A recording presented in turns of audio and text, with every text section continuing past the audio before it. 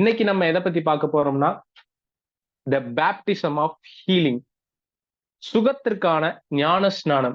அது என்னப்பா சுகத்திற்கான ஞான ஸ்நானம் அப்படின்னு கேட்டீங்கன்னா, பைபிள்ல ஞான ஸ்நானம் அப்படின்னா நம்ம என்ன நினைச்சிடறோம்? தண்ணியில முக்கி வெளியே எடுக்கிறது தான் பேப்டிசம் அப்படின்னு நினைக்கிறோம். பேப்டிசம்க்கான கிரீக் வேர்டு என்ன அப்படின்னு பாத்தீங்கன்னா, ஒண்ணுனால முங்கப்படுகிறது. இமர்ஸ் அப்படின்ற வார்த்தை பயன்படுத்திருக்கப்பட்டிருக்கு பாருங்களேன். இமர்ஸ்னா மூழ்கடிக்கப்படுகிறது. அப்போ பேப்டிசம்னா ஏதோ ஒண்ணுனால நீங்க மூழ்கடிக்கப்படுறீங்க. இப்ப பேப்டிசம்னா என்ன சொல்றோம்? தண்ணீர் ஞானஸ்நானம்னா என்ன சொல்றோம்? நீங்க தண்ணிக்குள்ள இறங்குறீங்க, தண்ணிக்குள்ள ஃபுல்லா முங்குறீங்க, வெளிய வர்றீங்க. சோ உங்களுடைய சரீரத்துல இருக்கிற எல்லா பகுதிகளும் முங்கிருது பாருங்க. இததான் நம்ம பேப்டிசம் அப்படின்னு சொல்றோம். இன்னைக்கு நம்ம பார்க்க போறது என்னன்னா, உங்க உச்சந்தலையிலிருந்து உள்ளங்கால் வர எப்படி இந்த சுகத்துல எப்படி இந்த சுகத்துல ஞான ஸ்நானம் எடுக்கிறது, இந்த சுகத்துல எப்படி பங்கேற்கிறது அப்படின்றத பார்க்க போறோம். இத கேட்கும் பொழுதே நிறைய பேருக்கு இந்த சுகத்தினால உச்சந்தலை முதல் உள்ளங்கால் வர நிறைய பேர் நிரப்பப்பட போறீங்க. சில விடுதலைகள் நடக்க போகுது. இத கேட்கும் பொழுது தேங்க் யூ ஜீசஸ். அது என்ன அப்படின்றத பார்த்துடலாம். இப்போ ஞானஸ்நானம் அப்படின்னா, பவுல் கூட சொல்றாரு பாருங்களேன். அவர்கள் மேகத்துக்கு கீழாக ஸ்நானம் பண்ணப்பட்டிருந்தார்கள் அப்படின்ட்டு இருக்கு. அவங்க under the cloud they were baptised அப்படின்ட்டு இருக்கு. இப்போ பேப்டிசம் அப்படின்னா ஒண்ணுனால நிரப்பப்பட்டீங்கன்னா, மேகத்துக்குள்ள நீங்க நிறைஞ்சிருந்தீங்க அப்படின்னா, நீங்க மேகத்தினால ஞானஸ்நானம் பண்ணப்பட்டிருக்கிறீங்க அப்படின்னா. இப்போ நீங்க சுகத்துல உங்க சரீரம் ஃபுல்லா நிறைஞ்சிருக்குன்னு வைங்க. நீங்க சுகத்தினால ஞானஸ்நானம் பண்ணப்பட்டிருக்கிறீங்க அப்படின்னு அர்த்தம். சோ இந்த பேப்டிசம் ஆஃப் ஹீலிங்க நம்ம பார்க்க போறோம். எப்படி இயேசு நமக்கு இந்த பேப்டிசம் ஆஃப் ஹீலிங்க தராரு அப்படின்றத நம்ம பார்த்துடலாம். நம்ம ஒரு வசனத்தை எடுத்து வாசிக்கலாம். லூக்கா 12வது அதிகாரம் 50வது வசனம் போடுங்க. ஆகிலும் நான் மூழ்க வேண்டிய ஒரு ஸ்நானம் உண்டு, அது முடியும் அளவும் எவ்வளவோ நெருக்கப்படுகிறேன். என்ன சொல்றாரு பாருங்க. ஆகிலும் நான் மூழ்க வேண்டிய ஒரு ஸ்நானம் உண்டு, அது முடியும் அளவும் எவ்வளவோ நெருக்கப்படுகிறேன் அப்படின்றாரு. இந்த ஸ்நானம் எனக்கு உண்டாக வேண்டியது இருக்கு. இது முடியிற அளவுக்கும் நான் ரொம்ப நெருக்கப்படுகிறேன் அப்படின்றாரு. இன்னும் சொல்லப் போனா இயேசு என்ன சொல்றாருன்னா, இந்த ஸ்நானம் உண்டாகணும் அப்படின்னு நான் ரொம்ப ஆசைப்படுறேன். நான் ரொம்ப ஆவலாக காத்துக் கொண்டிருக்கிறேன் அப்படின்றாரு. இது என்ன விதமான ஸ்நானம் அப்படின்னு கேட்டீங்கன்னா, ஏன் இதுக்கு முன்னாடி இயேசு ஸ்நானம் எடுக்கவே இல்லையா? நம்ம இதுக்கு முன்னாடி என்ன பார்க்கிறோம்? யோவானால மத்தேயு 3வது அதிகாரத்துல என்ன பண்றாரு? யோவானால என்ன பண்ணப்படுறாரு இயேசு? ஸ்நானம் பெறுறாரு. அப்ப இயேசு அங்க ஸ்நானம் பெற்றாரு. இப்ப எதுக்கு மறுபடியும் இன்னொரு ஸ்நானத்த பத்தி பேசுறாரு? இது வரணும் அப்படின்னு ஏன் காத்துக்கிட்டு இருக்கிறாரு? அப்படி என்ன ஸ்நானம் இது? ஏற்கனவே பார்த்தோம் யோவானால அவர் ஞானஸ்நானம் பெற்றவரு. மறுபடியும் சொல்றாரு, நான் ஒரு ஸ்நானம் பெறணும் அப்படின்னு நான் காத்துக்கிட்டு இருக்கிறேன். அதற்கு ஆவலா இருக்கிறேன். நான் ரொம்ப ஈகரா அதுக்கு நான் டிசைர் பண்றேன் அப்படின்றாரு. இந்த ஸ்நானத்தை யாருமே புரிந்து கொள்றது கிடையாது பாருங்க. இது என்ன ஸ்நானம் அப்படின்றத நம்ம பார்க்க போறோம். இத இயேசு விருப்பப்படுறாரு. இத ஒரு ஒரு கட்டத்துல அவர் அடைஞ்சாரு. அது என்னன்றதான் பார்க்க போறோம். ஏசாயா 53வது அதிகாரம் எடுங்க. மெய்யாகவே அவர் நம்முடைய பாடுகளை ஏற்றுக்கொண்டு நம்முடைய துக்கங்களை சுமந்தார். நாமோ அவர் தேவனால் அடிபட்டு வாதிக்கப்பட்டு சிறுமைப்பட்டவர் என்று எண்ணினோம். இப்போ என்ன நினைச்சிரும் அப்படின்னா, பிரதர் பொதுவாவே இருக்கிற எல்லாருக்கும் இருக்கிற கேள்வி என்னன்னா, பிரதர் என்ன இயேசு சுகமாக்குவாரா? நான் சுகத்தை பெற்றுக்கொள்வேனா? எல்லாரும் சுகத்தை பெற்றுக்கொள்றாங்க. நான் எனக்கு பாவம் என்னுடைய சுகத்துக்கு தடையா இருக்குதா? எது என்னுடைய சுகத்திற்கு தடையா இருக்குது? ஏன் நான் சுகமாக்கப்பட மாட்றேன்? அப்படின்றத ஏன் புரிஞ்சுக்க மாட்றாங்கன்னா, முதல்ல இயேசு என்ன செஞ்சு முடிச்சாருன்றத புரிஞ்சுக்க மாட்றாங்க. என்ன ஆண்டவர் சுகமாக்குவாரா? வியாதிகள் அவர் தரக்கூடியவரா இருக்கிறாரே. நம்ம நெறைய இடத்துல பார்க்கிறோம், தேவன் தண்டிக்கிறவரா இருக்கிறாரு. அவர் எப்படி பிரதர் சுகமாக்குவாரு? இப்படிலாம் எக்கச்சக்கமான கேள்விகள் ஜனங்களுக்குள்ள இருந்துகிட்டே இருக்கு பாருங்க. அவங்களுக்கு சரியா இந்த பேப்டிசம் பத்தி புரியறது இல்ல. அவங்களுக்கு சரியா இந்த ஞானஸ்நானத்த பத்தி புரியறது இல்ல. இயேசு ஒரு ஞானஸ்நானத்தை பெற்றார். அது என்ன அப்படின்னு பார்த்தீங்கன்னா, உங்களுடைய வியாதிகளை அவர் சிலுவையில சுமந்தார். இந்த ஞானஸ்நானத்த தான் பத்தி பேசுறாரு அவரு. என்ன ஞானஸ்நானம்னா, உங்களுடைய நோய், உங்களுக்கு இருந்த தரித்திரம், உங்களுக்கு இருந்த சாபம், உங்களுக்கு இருந்த மரணம், உங்களுக்கு இருந்த கட்டுகள், இதை எல்லாத்தையும் இயேசு சிலுவையில சுமந்தார். அதனாலதான் சொல்றாரு, நான் எவ்வளவோ நெருக்கப்படுகிறேன். இந்த ஸ்நானம் எனக்கு கிடைக்கணும் அப்படின்னு சொல்லிட்டு. அப்போ ஸ்நானம் அப்படின்னா இங்க இயேசு எதை குறிப்பிடுறாருன்னா, அவர் இதுக்கப்புறம் சிலுவையில என்ன அடைய போறார்னா, வியாதியினால நிரப்பப்பட போகிறார். நோயினால நிரப்பப்பட போகிறார். பாவத்தால நிரப்பப்பட போகிறார். சாபத்தால நிரப்பப்பட போகிறார், துன்பத்தால நிரப்பப்பட போகிறார், பிரச்சனைகளால நிரப்பப்பட போகிறார். எதை சொல்றாரு பாருங்க. நான் ஒரு ஸ்நானத்தை எடுக்க போறேன்றாரு. அந்த ஸ்நானம் என்ன அப்படின்னா, நீங்க அனுபவிக்க வேண்டிய லைஃப்ல இருந்துச்சு பாருங்க. அதை எல்லாத்தையும் நான் சிலுவையில ஸ்நானமா பெற போறேன் அப்படின்றாரு. அடுத்த வசனத்தை வாசிச்சா உங்களுக்கு தெளிவா புரியும் பாருங்க. அடுத்த வசனம் போடுங்க. நம்முடைய மீறுதல் நிமித்தம் அவர் காயப்பட்டு, நம்முடைய அக்கிரமங்களின் நிமித்தம் அவர் நொறுக்கப்பட்டார். நமக்கு சமாதானத்தை உண்டு பண்ணும் ஆக்கினி அவர் மேல் வந்தது. அவருடைய தழும்புகளால் குணமாகிறோம். இங்க நல்லா ஒரு விஷயத்த நோட் பண்ணி பாருங்க. நம்முடைய மீறுதல்களின் நிமித்தம் அவர் காயப்பட்டு, உங்களுடைய மீறுதல் நிமித்தம் அவர் என்ன பண்றாருன்னா காயப்படுறாரு. உங்களுடைய அக்கிரமத்தின் நிமித்தம் அவர் என்ன பண்றாருன்னா நொறுக்கப்படுறாரு. உங்களுக்கு சமாதானம் வர்றதுக்காக அவர் என்ன பண்ணப்படுறாருன்னா ஆக்கினி அடைகிறாரு. ஆனா உங்களுக்கு சுகத்தை கொண்டு வர்றதுக்கு மட்டும் என்ன பண்ணப்படுறாருன்னா அவருடைய தழும்புகளால் குணமாகிறோம் அப்படின்னு போட்டிருக்கு. அவருடைய ஆக்கினியினால நீங்க குணமாக்கப்படல. அவர் நொறுக்கப்பட்டதுனால நீங்க குணமாக்கப்படல. அவர் காயப்பட்டதுனால நீங்க குணமாக்கப்படல. நொறுக்கப்பட்டதுனால நீங்க குணமாக்கப்படல. ஆக்கினி அவர் மேல விழுந்ததுனால நீங்க குணமாக்கப்படல. அவருடைய தழும்புகளால் குணமாகிறோம் அப்படின்னு போட்டிருக்குது. அப்போ தழும்பு ஏன் இந்த இடத்துல தழும்ப குறிப்பிடணும் அப்படின்றத நீங்க புரிஞ்சுக்கணும். ஹீலிங்க்கு மட்டும் ஆண்டவர் தழும்ப குறிப்பிடுறாரு. மத்த எல்லாத்துக்கும் ஆக்கினியை குறிப்பிடுறாரு, காயத்தை குறிப்பிடுறாரு, நொறுக்கப்படுறத குறிப்பிடுறாரு. ஆனா ஹீலிங்க்கு மட்டும் தழும்ப குறிப்பிடுறாரு. அப்போ நீங்க முக்கியமா புரிந்து கொள்ள வேண்டியது என்னன்னா, இந்த தழும்புக்கான அர்த்தம் என்ன அப்படின்றத நீங்க சரியா புரிஞ்சுக்கணும் பாருங்க. ஏன் ஆக்கினி நம்மள குணமாக்கல? ஏன் அவர் நொறுக்கப்பட்டதுனால நம்ம குணமாக்கப்படல? ஏன் தழும்ப பைபிள் இந்த அளவுக்கு முக்கியத்துவப்படுத்தி காமிக்கணும்? சுகத்தை பெற்றுக்கொள்றதுக்கு ஏன் தழும்ப முக்கியத்துவப்படுத்துது அப்படின்றத நம்ம தெளிவா புரிஞ்சுக்கணும். அதுக்கு நீங்க ஃபர்ஸ்ட் இந்த ஒவ்வொரு பனிஷ்மெண்ட் எதற்கு அப்படின்றத புரிஞ்சுக்கிட்டீங்கன்னு வச்சுக்கோங்க. ஆக்கினி ஒண்ண குறிப்பிடுது, நொறுக்கப்படுறது ஒண்ண குறிப்பிடுது, தழும்பு ஒண்ண குறிப்பிடுது. அப்போ இது ஒவ்வொன்னுக்கும் ஒவ்வொரு முக்கியத்துவம் இருக்குது. தழும்புக்கான முக்கியத்துவம் என்ன அப்படின்றத தெரிஞ்சுக்கிட்டா, இத ஏன் இயேசு அடைஞ்சு நமக்கு அதன் வழியாக சுகத்தை கொடுத்தாரு அப்படின்றத புரிஞ்சுக்கலாம். புதிய ஏற்பாட்டுல வந்தீங்க அப்படின்னா, இங்க குணமானீர்கள் அப்படின்ட்டு இருக்கு. அங்க அவருடைய தழும்புகளால் குணமாகிறோம் அப்படின்ட்டு இருக்கு. அவருடைய தழும்பு, அந்த தழும்பை ஏன் இந்த அளவுக்கு வேத வசனம் ஹீலிங், நீங்க சுகமாகிறீர்கள், அவர் நொறுக்கப்பட்டார், காயப்பட்டார், இதனால் சுகமானீர்கள்னு சொல்லாத வேத வசனம் அவருடைய தழும்பை ஏன் எல்லா இடத்துலயும் முக்கியத்துவப்படுத்துது? அது ஏன்னா நீங்க ஃபர்ஸ்ட் பனிஷ்மெண்ட்டை சரியா புரிஞ்சுக்கணும்னு அர்த்தம். இந்த யூதர்களுடைய பனிஷ்மெண்ட்டை நம்ம ஃபர்ஸ்ட் எடுத்துக்குவோம். இன்னைக்கு 2 விதமான பனிஷ்மெண்ட்டை பார்க்க போறோம். ஒண்ணு இந்த யூதர்களுடைய பனிஷ்மெண்ட், இன்னொன்னு இந்த ரோமர்களுடைய பனிஷ்மெண்ட். இந்த யூதர்களுடைய பனிஷ்மெண்ட்டை நீங்க எடுத்துக்கிட்டீங்கன்னு வச்சுக்கோங்களேன், வித்தியாசமான பனிஷ்மெண்ட் எதுவும் நிறைய இருக்காது. நீங்க பைபிள் எடுத்து பாத்தீங்கன்னா கேட்டகரி வைஸ்ல ஒருத்தன் பாவம் பண்ணிட்டான் அப்படின்னா அவனை என்ன பண்ணுவாங்கன்னா கல்லெறிவாங்க. பாவம் மீன்ஸ் மரணத்துக்கு ஏதுவான பாவம் அப்படின்ட்டு ஒண்ணு இருக்கு பாருங்க. இந்த மரணத்துக்கு ஏதுவான பாவத்தை ஒருத்தன் பண்ணிட்டான் அப்படின்னா அவனை நிச்சயமாகவே ஜனங்கள் கல்லெறிந்து கொல்லப்பட வேண்டும் அப்படின்னு பழைய ஏற்பாட்டுல போட்டிருக்குது. அப்போ ஒவ்வொரு இதுக்கும் ஒரு பனிஷ்மெண்ட் இருக்குது. அப்போ இந்த கல்லுனால ஒருத்தவங்களை கொல்லுறது இந்த யூதர்களுடைய வழக்கமா இருக்குது. ஆனா இந்த ரோமர்கள் என்ன பண்றாங்க அப்படின்னா அவரை சாட்டையால அடிக்கிறாங்க. இந்த சாட்டை தான் இந்த தழும்ப உண்டாக்கக்கூடிய ஒரு காரியமா இருக்குது. இந்த ரோமர்களுடைய பனிஷ்மெண்ட் வந்து சிவியரா இருக்கும். இந்த யூதர்களுடைய பனிஷ்மெண்ட் வந்து லேசா இருக்குது.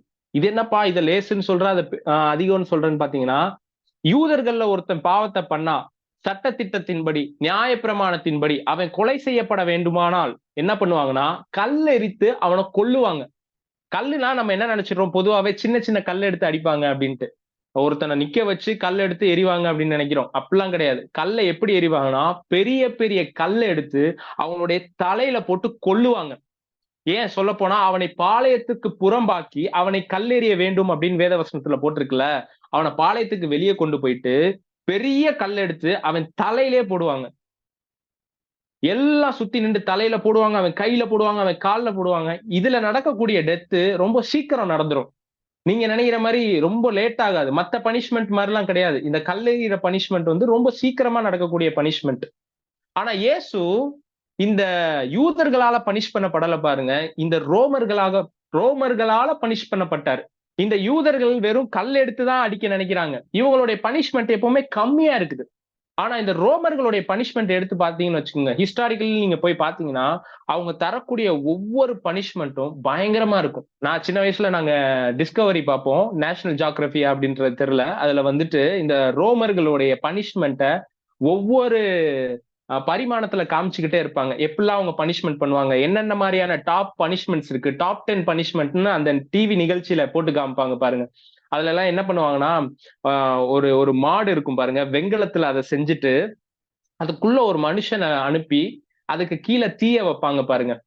இந்த மாதிரியான பனிஷ்மெண்ட் இருக்குது. ஒருத்தனை உயிரோட வச்சுட்டு அவனுடைய கண்ணுக்குள்ள இந்த ஆணிகளை இறக்குவாங்க. அதுக்கப்புறம் கத்திய கொண்டு வந்து ஒருத்தனை நடு மண்டையில இறக்குவாங்க. இந்த மாதிரி பல விதமான பனிஷ்மெண்ட் இந்த ரோமர்களுக்கு நடுவுல இருந்திருக்கு. அதுவும் இயேசு வாழ்ந்த காலத்துல நீங்க பாத்தீங்கன்னா, முக்கியமா நான் சொன்ன மாதிரி இந்த போட்டிருக்கிறாரு பாருங்களேன். இந்த மாதிரி நிறைய விதமான பனிஷ்மெண்ட் வந்து இந்த ரோமர்களுக்கு நடுவுல இருந்துச்சு. ஆணிகளை கண்ல இறக்குறது. இன்னொன்னு என்னன்னா, ஒருத்தருடைய கையை இப்படி பின்னாடி கட்டிட்டு கயிறை போட்டு கட்டிடுவாங்க. அப்படியே அவங்கள மலையில இருந்து கீழே தலைகீழ தள்ளி விடுவாங்க. அவங்க கீழே விழுந்து சிதறிடுவாங்க பாருங்க. அந்த கல்லுகள் அந்த பாறைக்கு நடுவுல. இந்த மாதிரியான பனிஷ்மெண்ட்லாம் ரோமர்களுக்கு நடுவுல தான் இருந்துச்சு. ஆனா யூதர்களுக்கு நடுவுல இருந்த எல்லா பனிஷ்மெண்ட்டுமே இந்த கல்லுல தான் கொண்டு போய் முடிக்குது. இன்னும் சொல்ல போனா இன்னொரு பனிஷ்மெண்ட் இருக்கு. என்னன்னா, இந்த கல்லுனால ஒருத்தனை அடிச்சு கொன்னுட்டு இந்த மரத்து மேல தொங்க விட்டுருவாங்க பாருங்க.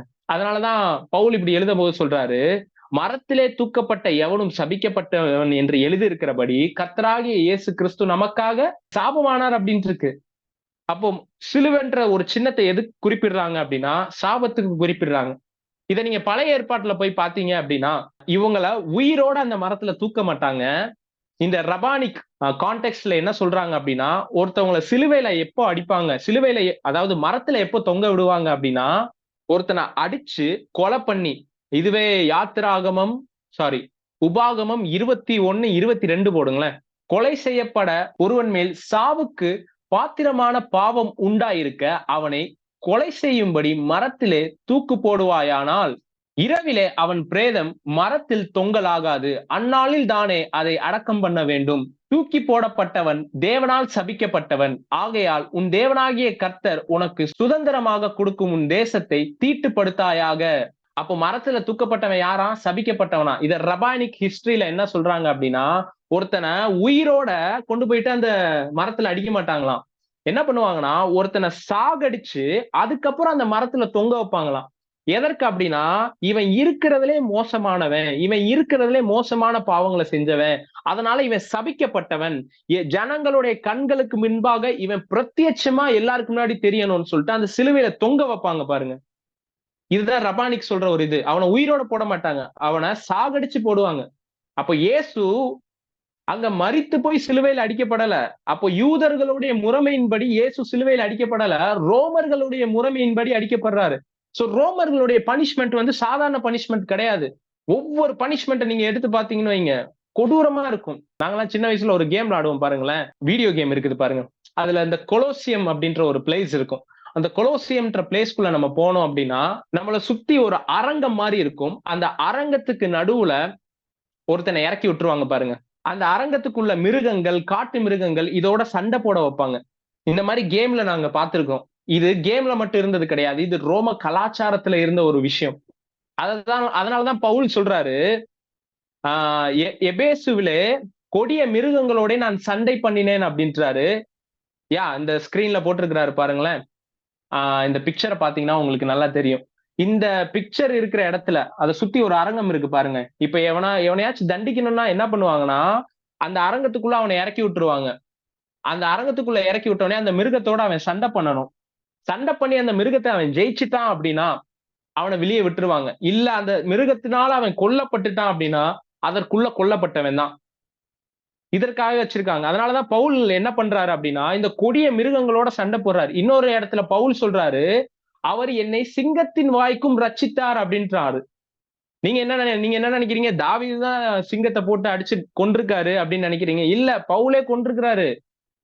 பவுல் இந்த கொலோசியம்ல இறங்கி ஒரு சிங்கத்தை அடிச்சு போட்டிருக்கிறாரு. ரோமர்களுடைய பனிஷ்மெண்ட்டுக்குள்ள அவர் போயிருக்கிறாரு. அதை அடிச்சு மேற்கொண்டு வெளியே வந்திருக்கிறாரு. இங்க பாருங்க, அந்த வசனம் போட்டிருக்காரு பாருங்க. கர்த்தரோ எனக்கு துணையாக நின்று என்னாலே பிரசங்கம் நிறைவேறுகிறதற்காகவும் புறஜாதியார் எல்லோரும் கேட்கிறதற்காகவும் என்னை பலப்படுத்தினார். சிங்கத்தின் வாயிலிருந்தும் நான் ரட்சிக்கப்பட்டேன். அப்ப பவுல் எதனுடைய வாயிலிருந்து ரட்சிக்கப்பட்டாராம்? சிங்கத்தினுடைய வாயிலிருந்து ரட்சிக்கப்பட்டாராம். அப்போ இந்த மாதிரியான பனிஷ்மெண்ட்ல இருந்தெல்லாம் தப்பிச்சு வந்திருக்கிறாரு. ஆனா யூதர்களுடைய பனிஷ்மெண்ட் எடுத்துக்கிட்டீங்கன்னா அது கம்மியா இருக்கும். அதனால பவுல் ஒரு இடத்துல சொல்றாரு பாருங்க, நான் யூதர்களால் 40 தடவை அடிபட்டேன் அப்படின்றாரு. 39க்கு 40 தடவை அடிபட்டேன், 5 முறை அடிபட்டேன் அப்படின்றாரு. யூதர்களால 40 அடிகள் இவர் பெற்றாராம், அதுவும் 5 தடவை பெற்றாராம். இந்த யூதர்களுடைய அடி எப்படி இருக்கும் அப்படின்னா, ஒரு பெல்ட்டை வச்சு அடிப்பாங்க.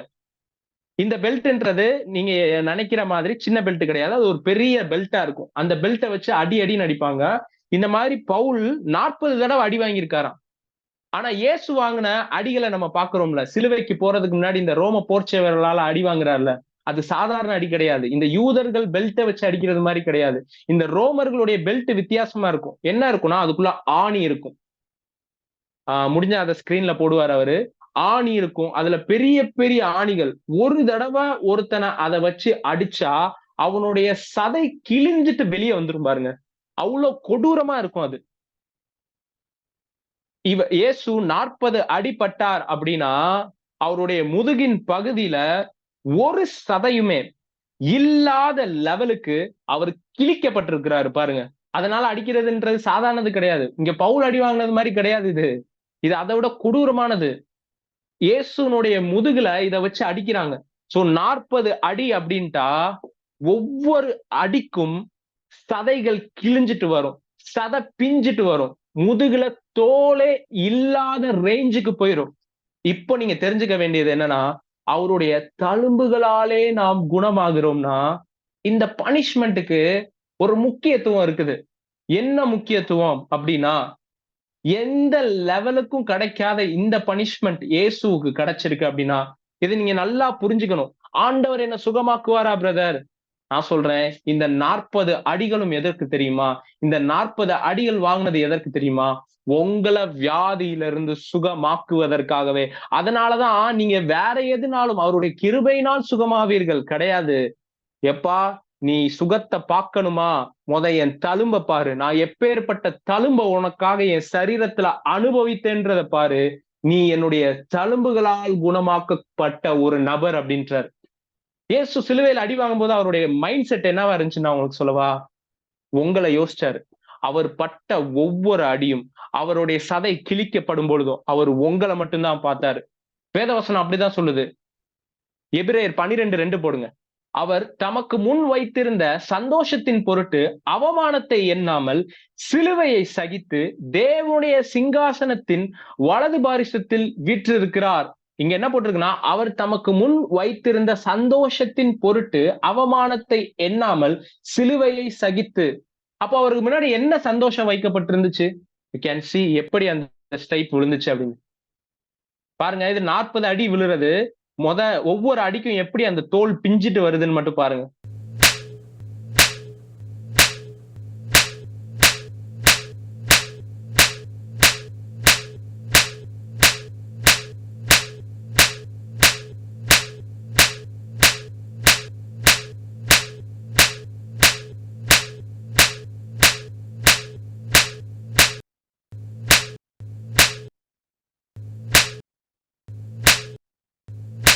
நாற்பது அடி அங்க நீங்க பாத்தீங்க. சோ 40 அடியில ஒரு அடி குறையாம அவர் பெற்றார். இந்த 40 அடி படும் பொழுதும் அவருடைய சதையில இருந்த ஒவ்வொரு தோல் எல்லாமே பிஞ்சு பிஞ்சு பிஞ்சு பிஞ்சு வெளியே வருது. அதனாலதான் வேற எதையும் வேதவசனம் குறிப்பிடாம அவருடைய தழும்புகளால் குணமாகிறோம்ன்றத குறிப்பிடுது. அப்போ இதை குறிப்பிடுதுன்னா இயேசு அங்க என்ன பண்ணிருக்கிறார்னா 40 அடியை வாங்குறப்போ தன்னுடைய முதுக அவர் இப்படி காமிச்சப்போ ஒவ்வொரு அடியில என்ன தெரியுமா பண்ணிட்டாரு? அவர் சந்தோஷப்பட்டார் அப்படின்னு போட்டிருக்கு. தமக்கு முன் வைத்திருந்த சந்தோஷத்தின் பொருட்டு. என்ன மாதிரி மனுஷன் இவரு? அடி வாங்குற எந்த மனுஷன் சந்தோஷப்படுவான்? அடி வாங்குற மனுஷன் வேதனை அல்லவா படுவான்? ஆனா இவர் எப்படி சந்தோஷப்படுறாரு? நமக்கு முன் வைத்திருந்த சந்தோஷத்தின் பொருட்டு அதை சகித்தாருன்னா எப்படி அவர் சகித்தாரு அப்படின்றத தெரிஞ்சுக்கணும். அவருடைய முதுகுல ஒவ்வொரு வெட்டு, ஒவ்வொரு கிளி நடக்கும் போது என்ன நினைச்சாரு தெரியுமா? உங்களுடைய சரீரம் சுகமாக்கப்படுறத அவர் இமேஜினேஷன் பண்ணி முன்னாடி கொண்டு வந்து வைக்கிறாரு. நமக்கு முன் வைத்திருந்த சந்தோஷத்தின் பொருட்டு. நான் சொல்லவா, அவர் 40 அடிகள் வாங்கும் பொழுதும், அவர் ஒவ்வொரு அடி அவருடைய சரீரத்தில் விழும் போதும், ஒவ்வொரு வெட்டுக்கள் அவருடைய சரீரத்துல விழும் போதும், அவர் ஒரு சந்தோஷத்தினால நிரப்பப்பட்டிருந்தாரு. அது என்ன சந்தோஷம்னா, உங்களை தமக்கு முன்பாக வச்சு இவன் சுகமாக்கப்பட போகிறான், இதை என் கண்ணுக்கு முன்னாடி கொண்டு வந்துட்டு ஒவ்வொரு அடியில அடியில இவனுடைய கேன்சர், ஓ தழும்புகளாலே இவனுடைய கேன்சர் குணமாகுது. 2வது அடி அவருக்கு படும்போது, ஓ என்னுடைய தழும்புகளாலே இவனுடைய ஹார்ட் டிசீஸ் சுகமாகுது. 3வது அடி அவருடைய சரீரத்துல விழும்போது, என்னுடைய தழும்புகளாலே இவனுக்கான சுகர் குணமாக்கப்படுது. 4வது அடி அவருடைய சரீரத்துல விழும்போது, இவனுக்கு இருக்கிற டயபெட்டிக்ஸ் சுகமாகுது. 5வது அடி அவருடைய சரீரத்துல விழும்போது இன்ஃபெக்ஷன் சுகமாகுது. 6வது அடி அவருடைய சரீரத்துல விழும்போது அலர்ஜி சுகமாகுது. 7வது அடி அவருடைய சரீரத்துல விழும்போது கிட்னி ஃபெயிலியர் சுகமாகுது. 8வது அடி அவருடைய சரீரத்துல விழும்போது உங்களுடைய பிளட் பிரஷர் சுகமாகுது. 9வது அடி அவருடைய சரீரத்துல விழும்போது உங்களுக்கு இருக்கிற தலைவலி சுகமாக்கப்படுகிறது. 10வது அடி அவருடைய சரீரத்துல விழும்போது உங்களுக்கு இருக்கிற கால் வலி சுகமாக்கப்படுகிறது. 11வது அடி அவருடைய சரீரத்துல விழும்போது உங்களுக்கு இருக்கிற ஷோல்டர் பெயின் சுகமாகுது. 12வது அடி அவருடைய சரீரத்துல விழும்போது உங்களுக்கு இருக்கிற பேக் பெயின் சுகமாகுது. 13வது அடி அவருடைய சரீரத்துல விழும்போது உங்களுக்கு இருக்கிற நெக் பெயின் சுகமாகுது. 14வது அடி அவருடைய சரீரத்துல விழும்போது HIV சுகமாகுது. 15வது அடி அவருடைய சரீரத்துல விழும்போது பிளட் கேன்சர் சுகமாகுது. 16வது அடி இப்ப படும் பொழுது உங்களுக்கு இருக்கிற நோய்கள் குணமாக்கப்படுது. 17வது அடி விழும்பொழுது டெங்கு குணமாகுது. 18வது அடி விழும்போது மலேரியா குணமாகுது. 19வது அடி விழும்போது ஸ்ட்ரோக் குணமாகுது. 20வது அடி விழும்போது காதுல இருக்கிற பிரச்சனை சுகமாகுது. 21வது அடி விழும்போது கண்ணுல இருக்கிற பிரச்சனை மாறுது. 23வது அடி விழும்போது உங்களுக்கு இருக்கிற காயங்கள் ஆற்றப்படுது. 24வது அடி விழும்போது ஹார்ட் அட்டாக் மாறுது. 25வது அடி விழும்போது உங்களுக்கு இருக்கிற ஆஸ்துமா மாறுது. 26வது அடி விழும்பொழுது உங்களுக்கு இருக்கிற பருக்கள் மாறப்படுது.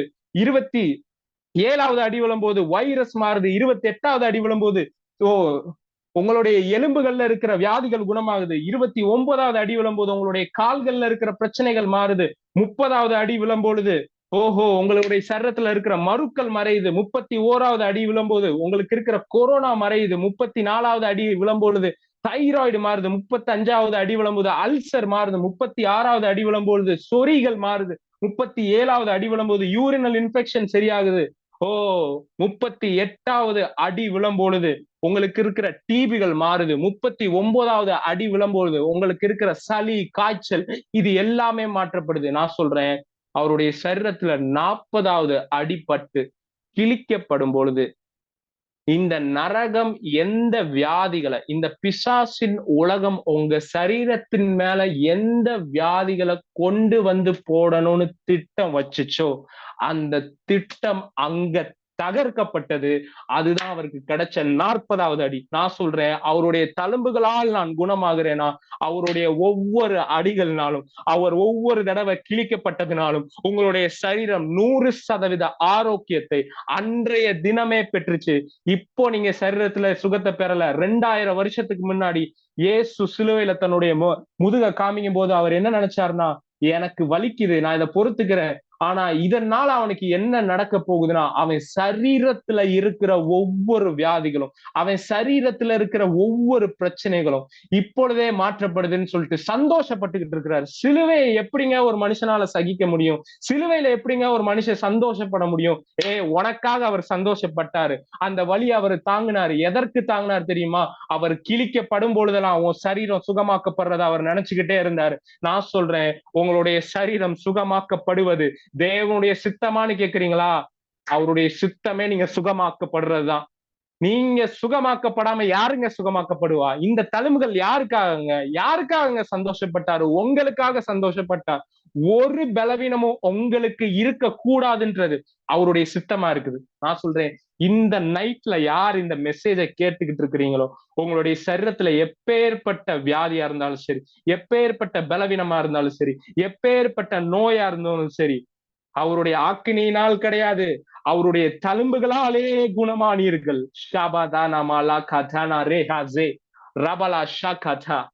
Thank you Jesus. இயேசு கிறிஸ்துவின் நாமத்தினால இத பாக்குற ஒவ்வொருத்தருடைய சரீரத்துல உம்முடைய தழும்புகளால் உண்டான சுகத்தை இப்பொழுதே நான் கட்டவிழ்த்து விடுகிறேன். இயேசுவின் நாமத்தினால இவங்களுடைய சரீரத்துல ஒரு மேனிஃபெஸ்டேஷன் நடக்கட்டும். சுகத்திற்கான மேனிஃபெஸ்டேஷன் இப்பொழுதே நடக்கட்டும். ஒரு இயற்கைக்கு அப்பாற்பட்ட விதத்துல உச்சந்தலை முதல் உள்ளங்கால் வரை யாரு இவங்க வீட்டுல பலவீனப்பட்டிருந்தாலும் சரி, இந்த வார்த்தை பிரசங்கிக்கப்பட்டதின் நிமித்தம் அவருடைய தழும்புகளாலே குணமாகட்டும்.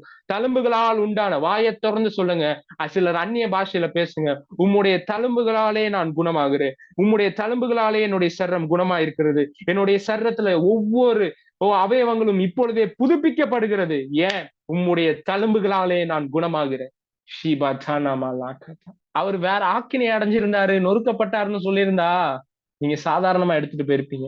அதனாலதான் அவரு சிலுவையில ஒவ்வொன்னும் அடையும் போதும், இதுல நம்ம பார்த்தா ஆக்கினை அடையும் போது வேற ஒண்ணு உங்களுக்கு நடக்குது. அவரு உங்களுக்கு கிடைக்கிற சமாதானத்தை நினைக்கிறாரு. தேவனுக்கும் அவருக்கும் நடுவுல எதுவுமே இல்லாம இருந்துச்சு. பட் இப்போ அவருடைய சரீரத்துல பாவம் வருது. தேவனோட ஒப்புரவாக்கப்பட்ட, தேவனோட இணைக்கப்பட்ட ஒரு மனுஷன் இப்ப பிரிக்கப்படுறாரு பாருங்க. சிலுவையில பிரிக்கப்படுறாரு. ஒரு ஆக்கினி அவருக்கு உண்டாகுது. இப்ப அவருக்கு இருக்கிற ஒட்டுமொத்த சமாதானமுமே போச்சு. கெதசமனே தோட்டத்துல இயேசுக்கு இருந்த ஒட்டுமொத்த சமாதானம் போச்சு. ஏன் போச்சு? போறப்ப இயேசு என்ன தெரியுமா நினைக்கிறாரு? என் சமாதானம் போனாலும் சரி, அவனுக்கு என்னால ஒரு சமாதானம் உண்டாக்கப்படுகிறதே அப்படின்னு யோசிக்கிறாரு பாருங்க. அவரு நொறுக்கப்படும் பொழுது என்ன தெரியுமா நினைக்கிறாரு? என் லைஃப்ல என்னுடைய சரீரம் இப்படி நொறுக்கப்படுதுல, அவனுடைய வாழ்க்கையில எந்த ஒரு பகுதியும் நொறுக்கப்பட்ட நிலையில அல்ல, எடுத்து கட்டப்பட்ட நிலையில இருப்பதற்காகவே நான் நொறுக்கப்படுகிறேன் அப்படின்றார். Thank you Jesus. உங்களுக்காக, எஸ், உங்களுக்காகவே. இதுக்கப்புறம் யாராவது வந்து கேட்டீங்கன்னு வச்சுங்க, ஆண்டவர் என்ன சுகமாக்குவாரான்னு. ஆண்டவர் வியாதியை தர்றவரு. எங்க வியாதியை தர்றவராங்க அந்த மாதிரியான ஒரு சிலுவை மரணத்தை அடையணும். வியாதியை தர்றவராங்க சந்தோஷப்படணும். உனக்கு நான் வியாதியை தர போறேன்டா அப்படின்னா யோசிச்சாரு? அப்படிலாம் யோசிக்கல. ஒரு தியாகியா இருந்தாலும் ஒரு லெவலுக்கு தான் பொறுக்க முடியும் பாருங்க. நல்லவனுக்காக ஒருவேளை நல்லவன் மறிக்கலாம் அப்படின்னு இருக்குது. நல்லவனுக்காக மறிக்கிறதே ஒரு அரிது பாருங்களேன். ஆனா இயேசுவோ நம் பாவியா இருக்கையில் நமக்காக மரித்தார்னு இருக்கு. அவருடைய அன்பு இதன் வழியாக தாங்க தெரியுது. எதன் வழியாக தெரியுமா? உங்களை சுகமாக்குறதின் வழியாக. அவருடைய அன்பை நீங்க புரிந்து கொள்ளணுமா? இன்னைக்கு உங்க சரீரத்துல ஆண்டவர் சுகம் அளிக்கக்கூடியவர் அப்படின்ற ரெவலேஷன் உங்களுக்கு கிடைச்சிருச்சுன்னு வைங்க, இதுதான் அவருடைய அன்பை நீங்க உணர்றது. வியாதியை தராரு, பிரச்சனையை தராரு, நோயை தராரு, எதையாவது ஒரு பிரசங்கத்தை பண்ண வைக்கிறது. நீ ஒழுங்கா சர்ச்சுக்கு வரலன்னா ஆண்டவர் உன்னை நொறுக்குவாரு. உனக்கு ஒரு கேன்சர் வந்தாதான் தெரியும், உனக்கு இந்த பிரச்சனை வந்தாதான் தெரியும். வியாதி ஆண்டவர் தந்துகிட்டு இருக்காரு பிரதர். என்னுடைய பாஸ்டர் வந்து என்கிட்ட பிரசங்கம் பண்ணாரு பிரதர். உன் பாஸ்டர் எப்பேற்பட்ட பிரசங்கியாருன்னு அவருடைய பிரசங்கத்தை வச்சே கண்டுபிடிச்சிடலாம். வியாதியை தர்றதுக்காக சிலுவையில அவர் வந்து மரித்தாரு. வியாதியை தர்றதுதான் அவருக்கான வேலையா? நான் ஒரு கேள்வியை கேட்கிறேன். உங்க பிள்ளைக்கு உங்ககிட்ட வியாதியை உங்களால தர முடியும் அப்படின்னா, உங்க பிள்ளைக்கு நீங்க வியாதியை கொடுப்பீங்களா? உங்க பிள்ளைக்கு நீங்க மரணத்தை கொடுப்பீங்களா? உங்க பிள்ளை ஒரு தப்பு பண்ணிருச்சு, சரிங்களா? அந்த பிள்ளைக்கு நீங்க வியாதியை கொடுத்தா தண்டிப்பீங்க? பொல்லாதவர்களாகிய நீங்கள் உங்கள் பிள்ளைகளுக்கு நல்ல ஈவுகளை தர அறிந்திருக்கும் பொழுது தம்மிடத்தில் வேண்டிக் கொள்ளுகிறவர்களுக்கு நன்மையான ஈவுகளை அவர் தருவது அதிக நிச்சயம் அல்லவான்னு போட்டிருக்கு. உன்னை பார்த்து வேதவசனம் பொல்லாதவன் சொல்லுது. பொல்லாதவனாகிய நீயே இப்படி உன் பிள்ளைக்கு செய்வ அப்படின்னா, நான் என்கிட்ட வேண்டிக் கொள்ளுகிறவர்களுக்கு எவ்வளவு அதிக நன்மைகளை செய்கிறவர் அப்படின்றார். சிலர்லாம் ஆண்டவரோட நல்லவரா மாறிடுறாங்க பாருங்க. இவங்க என்னமோ நல்லவங்க மாதிரி, இவங்க மட்டும் தன்னுடைய பிள்ளைங்களுக்கு வந்து பிரச்சனையை தரமாட்டாங்களாம், நோயை தரமாட்டாங்களாம். ஆனா அவர் மட்டும் என்ன பண்ணுவாருன்னா, நோயை பிரச்சனையை அனுப்பிச்சுக்கிட்டே இருப்பாராம். அப்ப இதன் வழியாக என்ன சொல்ல வராங்க அப்படின்னா, ஆண்டவரை விட நான் நல்லவன்றத சொல்ல வராங்க. பொல்லாதவர்களாகிய நீங்கள்ன்றார். அவர் சிலுவையை சகித்த ரீசனையே மாத்தி விட்டுறாங்க பாருங்க. இவ்வளவு மோசமான ஒரு பிரசங்கமா இருக்குது பாருங்க. ஒரு பிள்ளைய நீங்க பெற்றுக்கொள்றீங்க அப்படின்னு வச்சுக்கோங்க. ஒரு பிள்ளைய நீங்க பெறுற டைம் நீங்க என்ன யோசிப்பீங்க? உங்களுக்கு அவ்வளவு வேதனை உண்டாகுது, அவ்வளவு வலி ஏற்படுது. அதை எதற்காக பொறுக்குறீங்க? அந்த பிள்ளை வெளியே வந்ததுக்கு அப்புறம் செத்து போகணுன்றதுக்காக அப்படி நினைக்கிறீங்க? இல்ல அது லைஃப் உருப்படாம போகணுன்றதுக்காக அந்த வேதனையை சகிக்கிறீங்க? அந்த வேதனை எதற்கு சகிக்கிறீங்க? இவனுடைய எதிர்காலம் நல்லா இருக்கும், நான் ஒரு பிள்ளையை பெற்றிருக்கிறேன், இவனை நான் எப்படி வளர்க்க போறேன்ற ஒரு சந்தோஷத்தின் பொருட்டு நீங்க அனுபவித்த, அது எவ்வளவு நிமிஷம்னு தெரியல, ஒரு 5 நிமிஷம் 10 நிமிஷம் நீங்க அனுபவித்த, 1 மணி நேரம் எவ்வளவு நிமிஷமோ அனுபவித்த அந்த வலி அந்த குழந்தைய பார்த்தோன்னே மறந்துடுது பாருங்க. அப்போ இயேசு என்ன பண்ணாருன்னா, அவ்வளவு அடிகளையும் அவ்வளவு வேதனைகளை படும் பொழுதும் தமக்கு முன்பாக ஒரு சந்தோஷம் இருந்துச்சு. இந்த மனுக்குலத்துல இருக்கிற ஒட்டுமொத்த வியாதியும் என்னுடைய சரீரத்துல ஏற்கப்படுது. இதுக்கப்புறம் இந்த மனுஷனே எந்த வியாதியை உருவாக்கினாலும், இந்த பிசாசின் உலகமே எந்த வியாதியை உருவாக்கினாலும், அதை நான் இப்பொழுதே என்னுடைய சரீரத்துல சுமக்கிறேன்னு ஒரு பேப்டிசம் பெற்றுக்கொள்றாரு. அந்த பேப்டிசம் பேர் தான் the baptism of the sickness அப்படின்னு அர்த்தம். வியாதிக்கான ஞானஸ்நானம். இயேசு சிலுவையில என்ன எடுத்தாரு? வியாதிக்கான ஞானஸ்நானத்தை எடுத்தார். சிலுவையில் அவர் அடிக்கப்படும் பொழுது உங்களுக்கு இருந்த சுகர், உங்களுக்கு இருந்த ஸ்கின் டிசீசஸ், உங்களுக்கு இருந்த கேன்சர், உங்களுக்கு இருந்த லெக் பெயின் எல்லாமே அவர் மேல போய் படுது. இப்போ அதனால அவர் நிரப்பப்படுறார். நான் பேப்டிசம்னா என்ன சொன்னேன்? ஒன்னால முங்கப்படுகிறது. இப்போ இயேசு வியாதிகளால முங்கப்படுகிறார். அவருடைய சரீரம் முழுவதும் வியாதிகளால முங்கப்படுது. ஒண்ணுனால அவர் நிரப்பப்படுகிறார். அவர் நிரப்பப்படும் பொழுது நீங்க ஒண்ணுனால நிரப்பப்படுறீங்க. அதுதான் the baptism of healing. அவர் ஒன்னினால் நிரப்பப்படும் பொழுது, நீங்கள் அனுபவிக்க வேண்டியிருந்த வியாதிகளினால் அவர் நிரப்பப்பட்டார்.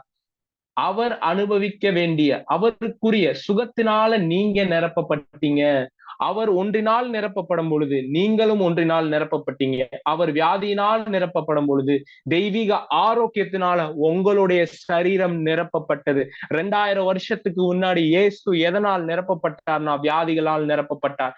ஏன்னா என் உச்சந்தலை முதல் உள்ளங்கால் வர ஒரு இடமும் பழுதற்றதாக இருப்பதற்காகவே அவர் அந்த ஞான ஸ்நானத்தை பெற்றார். அதை பார்க்கிறதற்காக, அதை பெற்றுக்கொள்றதுக்கு அவ்வளவு ஆவலா இருந்தாரு. நான் சொல்றேன், இந்த சுகத்தை பெற்றுக்கொள்றதுக்கு நீங்க ஆவலா இருக்கிறீங்களா? அவருடைய சந்தோஷமே என்ன தெரியுமா? ஒரு சந்தோஷத்தை அவர் வச்சிருந்தாரு. இவன் வியாதியே இல்லாத ஒரு வாழ்க்கையை வாழணும், இவன் வியாதியே இல்லாத ஒரு வாழ்க்கையை அனுபவிக்கணும் அப்படின்றதுதான் அவருடைய சந்தோஷமா இருந்துச்சு. ஏசு கிறிஸ்துவின் நாமத்தினால இருக்கிற இடத்துல உங்களுடைய கரங்களை உயர்த்துங்க. ஒரு இயற்கைக்கு அப்பாற்பட்ட சுகம் உங்களுடைய சரீரம் முழுவதிலும் வருது. ஒரு இயற்கைக்கு அப்பாற்பட்ட சுகம் உங்களுடைய சரீரங்களை வருது. இப்பொழுதே பெற்றுக்கொள்ளுங்க. Receive it in Jesus. Receive it in Jesus. பேப்டிசம்னா என்னன்னு பாருங்களேன். ஒண்ணுனால முங்குறது. இப்போ பழைய ஏற்பாட்டுல ஒரு ஒரு ஒரு இதுக்காக ஒரு அடையாளமா ஒண்ணு வைக்கப்பட்டிருக்கு பாருங்க. பழைய ஏற்பாட்டுல ஒரு குஷ்டரோகி சுகமாக்கப்பட்டான் அப்படின்னா, குஷ்டரோகம் அப்படின்றது எந்த ஒரு மருத்துவர்களாலையும் குணப்படுத்த முடியாத ஒரு நோய். உங்களுக்கே தெரிஞ்சிருக்கும். குஷ்டரோகத்துக்கு இன்ன வரைக்குமே என்ன கிடையாது, மருந்துகள் கிடையாது. அதை சுகமாக்க முடியாது. பாருங்களேன், குஷ்டரோக சுகமாச்சு அப்படின்னா ஒண்ணு அவன் பண்ண வேண்டியதா இருக்கு. என்ன பண்ணுவான் அப்படின்னா, 2 குருவிகளை கொண்டு வருவான். 2 குருவிகளை கொண்டு வந்துட்டு ஒரு குருவியை கொன்னுட்டு அதனுடைய ரத்தத்தை எடுத்துட்டு பலிபீடத்தின் மேல தெளிச்சு மத்த இடங்கள்ல தெளிச்சுட்டு அந்த ரத்தத்தை வச்சு இன்னொரு குருவிய நினைச்சு அதன் ஃபுல்லா நினைப்பான் பாருங்க. ஒரு குருவி கொல்லப்படும், இன்னொரு குருவி விடுதலையாக்கப்படும். இது லேவியராமாகும் 14 இருக்கு. ஒரு குருவி கொல்லப்படும், இன்னொரு குருவி விடுதலையாக்கப்படும். ஏன் தெரியுமா அது விடுதலையாக்கப்படுது? இங்க ஒரு குருவி ஒரு பேப்டிசம பெறுது. அது என்னன்னா, அவனுக்கு வரக்கூடிய நோயெல்லாம் நான் சுமந்துகிட்டேன்னா ஒரு குருவி பாதிக்கப்படுது. இன்னொரு குருவி விடுதலை அப்படின்ற ஒண்ணுனால நிரப்பப்படுது. ஒண்ணு வியாதிகளால நிரப்பப்படுது, இன்னொன்னு விடுதலையினால நிரப்பப்படுது. இது எதை காமிக்குதுன்னா, இயேசு சிலுவையில உங்களுக்காக வியாதிகளால நிரப்பப்பட்டதுனால. இன்னொரு குருவி அந்த ரத்தத்துல தோய்த்து என்ன பண்ணுவாங்கன்னா அப்படியே விடுதலை ஆக்கி விட்டுருவாங்க, அதை பறக்க விட்டுருவாங்க. நான் சொல்றேன், இயேசு உங்களுக்கு உண்டான எல்லா விதமான கட்டுகளையும் சிலுவையில சுமந்ததுனால நீங்க விடுதலையாக்கப்பட்டீங்க. எப்படி அந்த ஒரு குருவி விடுதலையாக்கப்பட்டச்சோ நீங்களும் 2000 வருஷத்துக்கு முன்பாக விடுதலையாக்கப்பட்டீர்கள். நான் எல்லாருக்காகவும் பிரேயர் பண்ண விரும்புறேன். இன்னைக்கு ஒரு பேப்டிசம் வந்து உங்க மேல விழுது பாருங்க. இன்னைக்கு சுகத்தினால நீங்க நிரப்பப்பட போறீங்க பாருங்க. உச்சந்தலை முதல் உள்ளங்கால் வர சுகத்தினால நிரப்பப்பட போறீங்க. சொல்லுங்க, இது என்னுடைய நேரமா இருக்குது. இது நான் சுகமாக்கப்படக்கூடிய நேரமா இருக்குது. நான் சுகத்தினால நிரப்பப்படக்கூடியதா நேரமா இருக்குது. எப்படி நான் சுகமானேன்? அவருடைய தழும்புகளால். 40 அடி எதற்கு? நான் சுகமாவதற்கே, நான் சுகமாவதற்கே, நான் நன்றா இருப்பதற்கே. இன்னைக்கு ஒரு சுகம் உங்க சரீரத்துல வெளிப்படுது. வாயை திறந்து அந்நிய பாஷைகள்ல பேசுங்க. நான் உங்களுக்காக பிரேயர் பண்ண விரும்புறேன். பிதாவே இயேசு கிறிஸ்துவின் நாமத்தினால இதை உங்க எங்க இருந்து பார்த்தாலும் சரி, உங்களுடைய சரீரத்துல உம்முடைய சரீரம் கிழிக்கப்பட்டதுனால உம்முடைய தழும்புகளினாலே குணமாகிறோம். இதே பேதுருல பார்த்தா அவருடைய தழும்புகளால் குணமானீர்கள் அப்படின்னு எழுதப்பட்டிருக்கு. இப்பொழுதே ஓ நீங்க 2000 வருஷத்துக்கு முன்னாடியே உங்களை சுகமாக்கிட்டீங்க. அந்த சுகத்தை, அந்த தழும்புகளால் உண்டான சுகத்தை இயேசு கிறிஸ்துவின் நாமத்தினால இத பாக்குற ஒவ்வொருத்தவங்களுடைய வீட்டிலையும் நான் இப்பொழுதே அனௌன்ஸ் பண்றேன். இப்பொழுதே நான் டிக்ளேர் பண்றேன். ஒவ்வொருத்தவங்களுடைய குடும்பத்திலும், தனிப்பட்ட ரீதியில ஒவ்வொருத்தவங்களுடைய சரீரத்தையும் இந்த தழும்புகளால் உண்டான சுகம் தொடுவதாக இயேசு கிறிஸ்துவின் நாமத்தினால. ஓ எந்த விதமான வியாதியால் இருந்தாலும், எந்த விதமான பலவீனமாக இருந்தாலும், எந்தவித நோயாக இருந்தாலும் இயேசுவின் நாமத்தினால மாறி போகட்டும், நீங்கி போகட்டும், நீங்கி போகட்டும். ஷாக்கா lava நகாதா.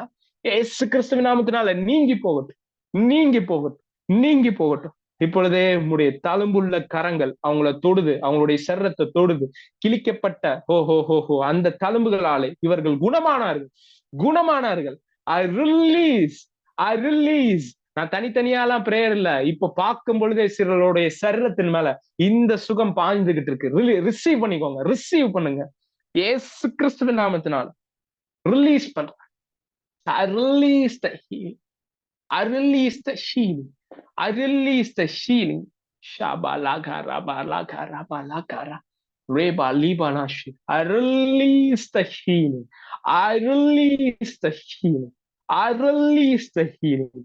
I release the healing.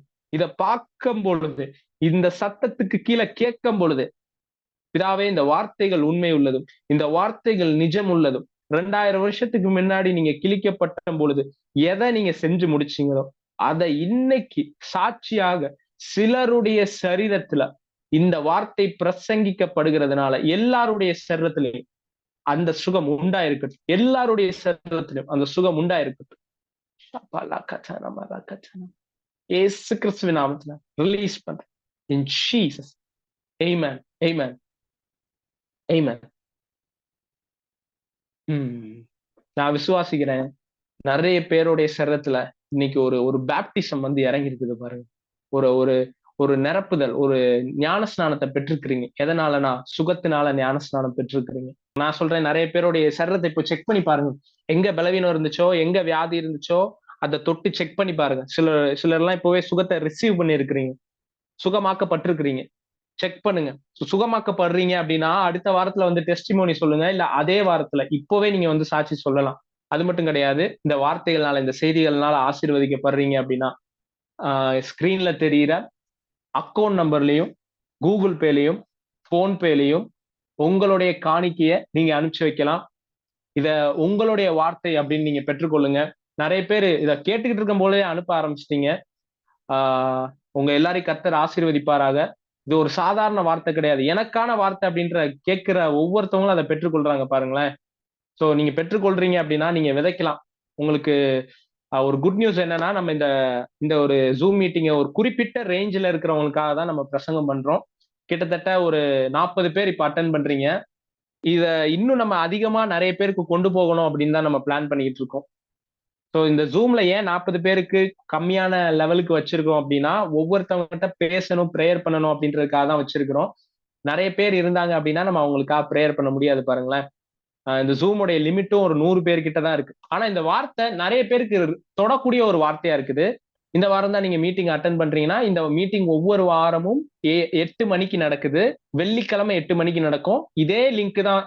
இந்த லிங்கை இன்னைக்கு பயன்படுத்தினீங்கன்னா அடுத்த வாரமும் இதே லிங்கை நீங்க பயன்படுத்திட்டு வரலாம். உங்களுக்கு அதே லிங்க் ஒர்க் ஆகும். உங்களுக்கு லிங்க் வேணும் அப்படின்னா நீங்க ஸ்கிரீன்ல பார்த்து அந்த நம்பர் தொடர்பு கொள்ளலாம்.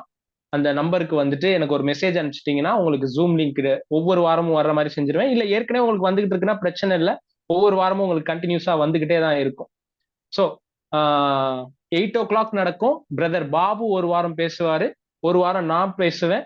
ஸோ ஒரு வாரம் அவர் பேசினாலும் நான் பேசுவேன். மாறி மாறி ரெவலேஷன்ஸ் இருக்கும். இதுல வந்து ஸ்கிரீன்ல தெரிகிறது என்னுடைய நம்பரும் என்னுடைய அக்கௌண்ட் நம்பர்ஸ். ஸோ அதை நீங்க நோட் பண்ணி வச்சுக்கணும்னா நோட் பண்ணி வச்சுக்கோங்க.